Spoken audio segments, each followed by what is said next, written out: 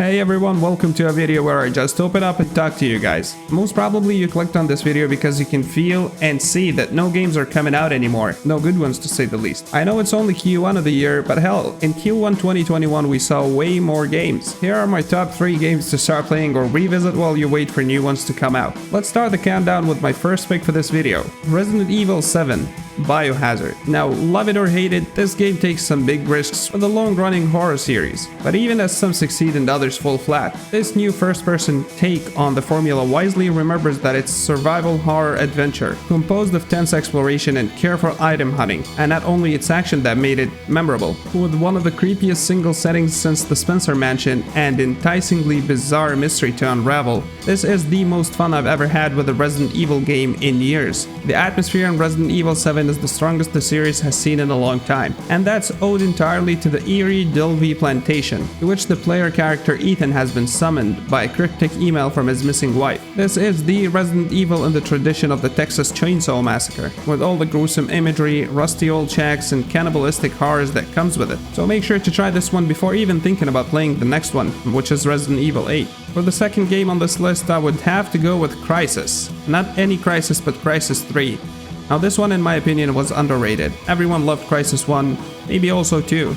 Nobody actually talked about Crysis 3. This concept has been tried by a lot of other developers. I mean, come on. Even Call of Duty tried to rip this one off with the whole super soldier concept, but this game does it perfectly. And of course when it comes to graphics, this game had and still has no competition. In this game you play as Prophet, a nanosuit holder who had previously appeared in Crysis 1 and 2. He returns in this one as Crytek considered him as the most complex character who has the longest heritage in the series. The main objective of this game is to take revenge on the Alpha Ceph, the leader of the Ceph alien race. The game's story serves as the end of the Crysis trilogy, which is really sad. So if you haven't tried it, or if it's been a while since you played it, I would recommend that you go back to it, or consider buying it. For the third game on this list, I'd have to go with Hitman 3.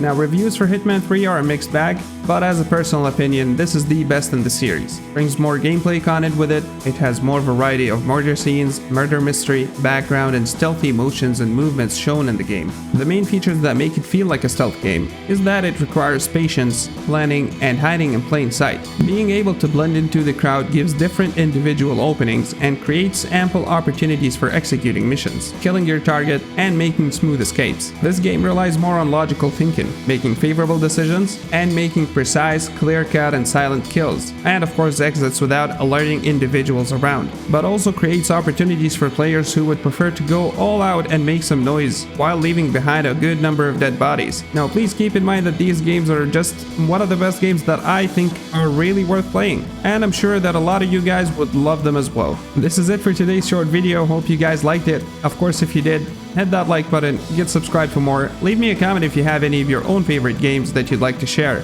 and I'll see you guys tomorrow. Enjoy.